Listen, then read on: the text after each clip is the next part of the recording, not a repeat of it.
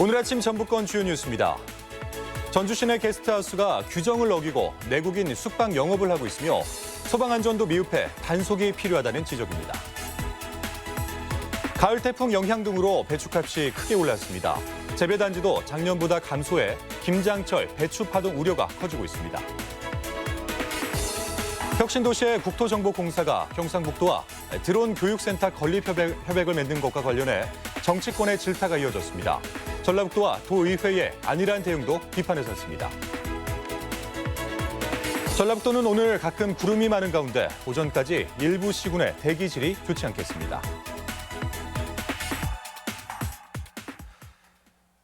여러분 안녕하십니까? 전주 MBC 뉴스투데이입니다. 전주 한옥마을 등지에서 성업 중인 게스트하우스는 숙박비가 상대적으로 싸서 젊은이들에게 인기를 끌고 있습니다.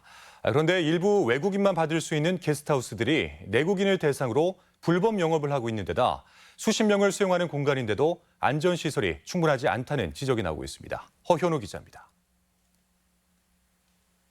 외국인 관광객만 이용 가능한 전주 한옥마을의 한 게스트하우스. 국적 확인 절차도 없이 유의사항을 설명하며 방을 안내합니다. 네, 체크아웃 11시까지 해주시면 될 것 같아요. 그리고 다른 건 없을 것 같아요. 바로 안내해드릴게요. 내국인 대상 영업 자체가 불법이지만 버젓이 한국인 손님을 받고 있습니다. 한국인들은 전주에는 거의 없죠. 아 그래요? 네. 주로 여긴 다 한국인들. 네, 다른 강원 사람들 하고 있죠. 외국인 관광 도시민박업으로 등록된 게스트하우스는 지난 2012년 외국인들에게 한국 가정집을 체험할 수 있도록 도입됐습니다. 주거 지역에서도 인허가를 낼 수 있다 보니 상업지구에만 가능한 기존 일반 숙박시설과 형평성 문제가 불거지고 있습니다. 또 소방법이나 공중위생법에 따른 규제도 상대적으로 허술합니다. 규모에 따라 스프링클러나 경보 설비 등을 의무 설치해야 하는 일반 숙박업과 달리 수십 명이 이용하는 3층 규모의 시설인데도 소화기 몇 개와 단독 화재 감지기만 있을 뿐 비상구도 막혀 있습니다. 여행객들이 많이 이용하는 곳이고 소방과 관련된 시설들이 많이 갖춰져 있지 않아요. 그래서 어떤 화재나 사건 사고가 났을 때 훨씬 위험하기도 하고. 전주 시내에 등록된 외국인 전용 게스트하우스는 모두 119곳. 이 중 상당수가 내국인들을 상대로 예약을 받고 있습니다. 상황이 이런데도 적발은 올 들어 6건에 불과하고 처벌도 과징금 40만 원이 전부입니다. 가서 보면 많이 잠겨져 있어요. 실제로 볼 수도 없고 어떤 때는 그 업주도 만날 수도 없는 입장이고 제대로 된 처분을 하기가 참 어려운 입장입니다. 한국 가정문화 체험을 위해 배려한 외국인 전용 도시민박업이 손쉬운 숙박업 진출 통로로 악용되고 있어 적극적인 단속이 요구되고 있습니다. MBC 뉴스 허현호입니다. 배추와 무 등 이 김장 채소 가격이 최근 폭등 양상을 보이고 있습니다. 가을 내내 비가 내리고 또 태풍이 불면서 재배 면적이 현저히 줄고 또 작황이 좋지 않기 때문인데요. 다음 달 김장철을 앞두고 수급에 악영향이 우려되고 있습니다. 유령 기자의 보도입니다.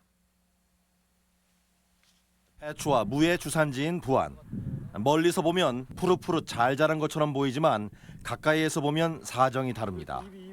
잎이 누렇게 말라버린 배추가 적지 않고 옆으로 밀면 힘없이 쓰러져 버립니다. 뿌리와 밑동이 아예 썩어버린 것도 적지 않습니다.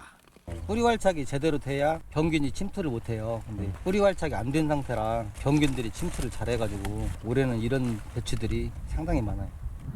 가을 내내 비가 내리고 태풍이 불면서 뿌리가 제대로 내리지 못했기 때문 들춰진 뿌리에 병균이 침투하면서 무름병이나 뿌리혹병, 노균병 등에 노출된 것이 상당수입니다. 20에서 30% 이상 수확 감소가 있을 걸로 예상되는데 막상 수확을 하게 되면은 상품인 경우에는 한 40% 가까이 수확 감소가 있고. 태풍 피해에 취약한 비탈면에 있는 밭은 거의 절반도 수확을 못할 처지. 전라북도뿐 아니라 배추를 많이 키우는 전남 해남이나 강원도 역시 태풍의 직접적인 영향을 받아 형편이 좋지 않습니다. 이러다 보니 벌써부터 배추 공급이 줄고 값은 예년의 3배에 달할 정도로 폭등한 상황입니다. 추석 이후로 고기당 10,000원까지 갔으니까 예년에 비하면 한 3배는 비싼 거죠. 특히 지난 2해 동안 배추값 폭락에 밭을 갈아엎은 농가들이 올해는 아예 배추를 심지 않은 경우도 많아 김장 채소 파동이 일어나지 않을까 우려가 높습니다. MBC 뉴스 유룡입니다. 전라북도가 태풍으로 피해를 본 벼를 전량 매입합니다. 도는 태풍 링링과 타파 그리고 미탁의 영향으로 논 6천여 헥타르에서 벼 쓰러짐이나 수발화 피해가 발생함에 따라 다음 달 말까지 매입하기로 했습니다. 도는 피해별을 3개 등급으로 구분해 사들이고 매입 간격이 확정되면 연말까지 지급할 계획입니다. 아프리카 돼지 열병을 막기 위해서 야생 멧돼지에 대한 방역이 강화됩니다. 전라북도는 도내 야생 멧돼지 예찰 지역을 기존 15곳에서 24곳으로 늘리고 환경부와 협의해 전북 동물위생시험소에서도 야생 멧돼지 검사를 진행하기로 했습니다. 지금까지 도내에서 포획된 야생 멧돼지는 54마리며 7건의 야생 멧돼지 폐사체 정밀 검사 결과 모두 음성으로 나타났습니다. 침체된 군산 경제 회생의 마중물로 기대를 모으고 있는 군산형 일자리가 성사 단계입니다. 정부가 군산형 일자리에 대한 시민들 이해를 돕기 위한 자리를 마련했는데 강동엽 기자가 다녀왔습니다.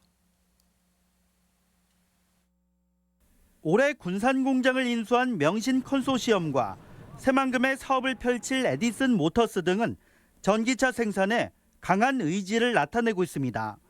이들 업체는 2022년까지 4,100여억 원을 투자해 17만 7천 대의 전기차 생산과 일자리 창출을 목표로 하고 있습니다. 앞으로 중국과 경쟁을 해야 되는데 그렇게 경쟁하려고 하면 새만금이 전기 자동차 클러스터가 돼야 된다고 생각합니다. 노동계가 참여하고 업체 간 상생을 도울 군산형 일자리가 드디어 모습을 드러냈습니다. 우선 군산형 일자리는 지자체 합작법인으로 진행되는 광주형 일자리와 달리 민간 기업이 스스로 의사결정을 하며 추진하게 돼 사업이 속도를 낼 전망입니다. 원청과 하청으로 상황이 제각각인 업체들의 문제 해결을 위해 상생협의회도 꾸려집니다. 협의회는 공동교섭을 통해 물가를 반영하면서도 불합리한 임금 차별이 없도록 업체별 가이드라인을 제시하기로 했습니다. 그 밖에 갈등중재조정위원회와 우리사주제가 시행되고 정부와 지자체는 세제 감면과 연구개발을 지원합니다. 업체들은 희망퇴직자 고용과 맞춤형 지역인재 양성, 지역공헌 사업에 앞장설 계획입니다. 몇 개의 완성차 업체들이 들어와서 차를 만든다 하는 것이 중요한 게 아니고 누가 들어와도 전기차를 만들 수 있는 기반을 만들어야 된다는 게. 시민들은 기업의 일방적인 사업 철수 대비책을 물으며 높은 관심을 나타냈습니다. 일방적으로 철수를 하게 된다 했을 때 이익이 없어서 이걸 막을 수 있는 어떤 그런 게 있는가 하고요. 거의 우리가 흔히 쓰는 표현으로 단물만 먹고 빠져나가는 거는 불가능할 거라고 보고 있습니다. 24일 협약식을 통해 닻을 올리는 군산형 일자리가 대기업을 벗어난 일자리 모델의 이정표가 될지 관심입니다. MBC 뉴스 강동엽입니다. 국토정보공사 LX가 경북과 드론교육센터 업무 협약을 맺은 데 대해서 논란이 커지고 있습니다. 도내 정치권도 반발 수위를 높이고 있지만 이 역시 뒤늦은 대응이라는 지적입니다. 김하연 기자가 보도합니다. 드론교육센터 건립을 위해 도내 후보지들을 현장 실사까지 하고도 정작 경북과 업무 협약을 체결한 국토정보공사. 국회에서 열린 국토교통부 종합감사에서는 LX의 이중적 태도에 질타가 이어졌습니다. 우리 최창학 사장 고향 지역하고 업무 협약을 맺었다 해서 이게 지역 갈등의 소지를 지금 폭발시켰어요. 이거 온당한 일입니까? 최창학 LX 사장은 경주는 건립 후보지 중 하나일 뿐이라며 원론적인 입장 표명을 되풀이했습니다. 저희들은 뒤통수를 치지 않았습니다. 그러면 결정된 바가 없다고 분명히 언론에 수차례 했는데도 김현미 국토교통부 장관은 공모 절차를 통해 혁신도시 이전의 취지가 반영되도록 하겠다고 말했습니다. 그런 공모가 아직 시작되지 않았습니다. 내년에 이제 공모를 할 건데요. 적절하게 절차를 진행을 해서 오해가 없도록 그렇게. 도회 공공기관 유치지원특별위원회도 긴급 간담회를 열어 전라북도의 무기력한 대응을 따졌습니다. 업무 협약을 체결한지도 모르고 제가 볼 때는 꼭 뒷북치는 형상인데. 뒤통수를 맞았는데요. LX와 경북도가 그 협약에 대해서는 일부 서로 이견이 좀 있는 것 같습니다. 혁신도시 12개 공공기관을 고작 1개 팀이 담당하면서 이들 기관과 소통이 이루어지지 않고 있다는 지적도 나왔습니다. 올 한 해만 터진 것도요. 농수산대학 인력개발원 LX까지 한다면 종국에는요. 다른 기관도 이에 준하는 행위를 할 수 있겠다라는. 도의원들은 LX를 항의 방문할 예정이지만 이 역시 뒷북 대응이라는 비판을 피하기는 어려워 보입니다. MBC 뉴스 김하연입니다. 팔봉예술공장이 전주형 문화재생 사례로 주목을 받고 있습니다. 전주시에 따르면 올 들어 산업단지 내 폐공장에서 문화예술 거점으로 탈바꿈한 팔봉예술공장에는 우수 사례 견학을 위해 전국 84개 단체가 방문했고 지자체 등 92개 기관이 참관했습니다. 또한 아시아 도시 경관상을 수상하는 등 국내외 관심이 집중돼 콘텐츠 개발 필요성도 제기되고 있습니다. 군산시가 소상공인 체계적인 지원을 위해 상권 활성화 재단을 설립합니다. 군산시는 관련 조례를 제정하고 상공인과 시의회 등 17명으로 구성된 발기인 총회를 거쳐 본격적인 설립 절차에 착수했습니다. 소상공인의 체계적 지원을 위해 설립되는 상권 활성화 재단은 연말까지 설립 허가와 등기를 마무리할 예정입니다. 네, 오늘 하루 사회관계망에 올라온 여중생 집단 폭행 영상이 네티즌들의 분노를 자아냈습니다. 가해자들은 여고를 그만둔 학교 밖 청소년들이었는데 이들이 남긴 잔혹한 인증샷은 결국 범행을 입증하는 결정적인 단서가 될 전망입니다. 조수영 기자입니다. 여중생이 무릎을 꿇은 채 2명에게 번갈아가며 손찌검을 당합니다. 잔뜩 겁에 질린 여중생이 연신 잘못했다고 빌지만 폭행은 계속됩니다.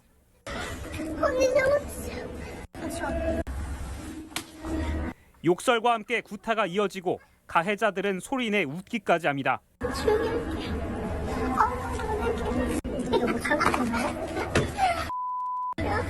폭행은 지난 9일 정오쯤 전북 익산의 한 공터에서 일어났습니다. 올해 고등학교를 자퇴한 17살 소녀 2명이 후배인 16살 여중생을 폭행한 건데 영상은 이 장면을 지켜보던 남학생이 찍어서 자기들끼리 돌려보다 확산된 겁니다. 폭행 사건이 일어난 현장입니다. 가해 청소년들은 인근 카페에서 인적이 드물고 CCTV가 없는 이곳까지 장소를 옮겨가며 폭행을 저질렀습니다. 가해자들은 피해 학생이 자신들에 대해 험담하고 다닌 데 앙심을 품고 이 같은 일을 저지른 것으로 조사됐습니다. 가해 학생과 피해 학생은 평소 알고 지내던 선후배 관계인데요. 피해 학생이 뒷담화를 했다는 이유로 가해 학생들이 공동해서 폭행한 사건입니다. 폭행당한 다음 날 경찰에 신고한 피해 학생은 2시간 동안 뺨을 맞아 전치 2주 진단을 받았다고 밝혔습니다. 기죽기죽하고 웃는 것도 그렇고 30대 이상 뺨을 맞았고 꿈을 꿀 정도로 학교는 지금 저하고 같이 있는 걸로. 경찰 조사가 불구속 상태로 진행 중인 가운데 가해자 중 한 명은 피해자에게 문자를 보내 덕분에 경찰 조사를 받게 됐다고 해 피해 학생은 외출도 못한 채 공포에 떨고 있습니다. MBC 뉴스 조수영입니다. 정규 교사는 줄어들고 기간제 교사는 늘어나는 양상을 보이고 있습니다. 또 교육청에 따르면 현재 정규 교사는 16,900여 명으로 지난해보다 10명이 감소한 데 비해 기간제 교사는 1,460여 명으로 지난해보다 60여 명이 증가했습니다. 교육당국은 명예퇴직 등으로 교단을 떠나는 정규 교사들이 다시 기간제 교사로 근무하는 경우도 적지 않다고 밝혔습니다. 전주시가 오는 25일부터 사흘간 전주소리문화관에서 완창 판소리 5바탕 유파 대제전을 개최합니다. 이번 완창 무대는 심청가와 수궁가 그리고 적벽가 등 판소리 5바탕을 대사슴놀이 장원자 등 명창 19명이 하루 6시간씩 공연합니다. 전국 최초로 열리는 유파별 완창 무대는 전통 판소리의 진면목을 보여주는 기회가 될 것으로 기대됩니다. 지역사랑 상품권이 자금의 역외 유출을 막고 지역상권 지킴이 역할을 톡톡히 해내고 있습니다. 임실군은 임실사랑 상품권 할인율을 대폭 올려서 구매율을 더욱 높여나갈 계획입니다. 지역 소식 이창익 기자입니다. 임실군이 내수 경기 진작을 위해 임실사랑 상품권의 할인율을 대폭 올리기로 했습니다. 상품권 할인율을 기존 5%에서 8%로 인상하고 명절에는 할인율을 10%까지 올리는 조례안을 개정해 다음 달 1일부터 시행하기로 했습니다. 7년 전인 2012년 발행을 시작한 임실사랑 상품권은 10,000원과 5,000원, 2,000원권 3종으로 현재까지 50억 원가량 발행됐으며 가맹점은 300여 곳에 이릅니다. 임실사랑 상품권 판매 확대를 통해 지역경제 활성화에 더욱 노력하겠습니다. 순창군이 2021년까지 41억 원을 투입해 세대 통합형 실내 놀이터를 조성합니다. 민속마을 인근에 건립되는 실내 놀이터에는 실내 클라이밍과 정글짐, VR 체육실 등 놀이공간과 보드게임과 영화 감상이 가능한 휴게공간, 작은 도서관 등으로 꾸며집니다. 순창군 투자선도지구 내에 식물원, 발효 테라피 센터 등과 연계되어 있어서 미세먼지에도 아이들이 마음껏 즐길 수 있는 공간으로 만들어질 계획입니다. 군산 지역 어린이들이 사회적 경제를 직접 체험할 수 있는 장터가 열렸습니다. 지난 18일 군산 공설시장 청년몰에서 열린 아이장터에는 청소년 100여 명이 각자 중고 물품을 가져와 가격을 정하고 팔거나 구매에 나섰으며 수익금 일부를 기부하며 자원 재활용은 물론 상생과 나눔을 경험하는 시간을 가졌습니다.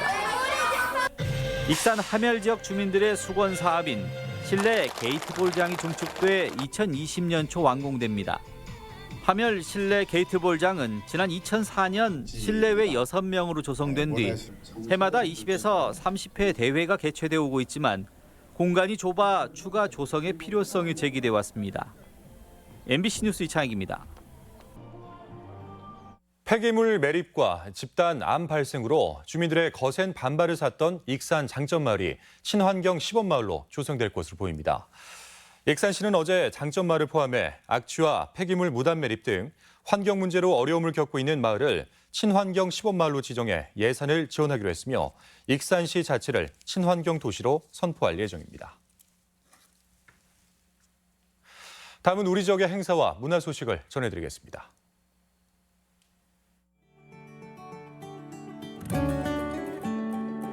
전주시립극단은 오늘부터 엿새간 덕진예술회관에서 가을 정기 공연으로 셰익스피어의 비극인 오델로를 무대에 올립니다. 러시아 올리브셰바 민족음악 오케스트라 초청 공연이 오늘 장소군민회관에서 펼쳐집니다. 익산 시립무용단이 모레 예술의 전당에서 명창 왕기철과 비보이팀 알펑키스트 크루와 함께하는 정기 공연을 선보입니다. 군산 청소년 국악관현악단의 정기 연주회가 오는 25일 군산 예술의 전당에서 마련됩니다. 전주 지역 뮤지션 정기 공연 인디 전주 4번째 공연이 오는 26일 객산의 디빈2에서 열립니다.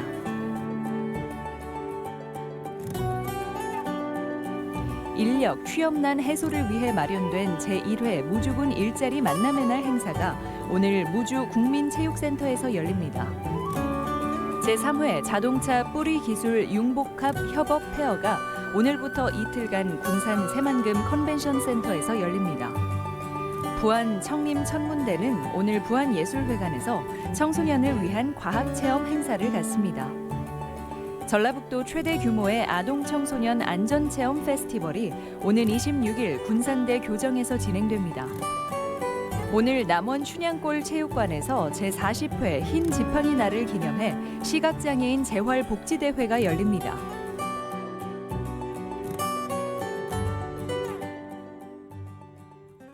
다음은 날씨입니다.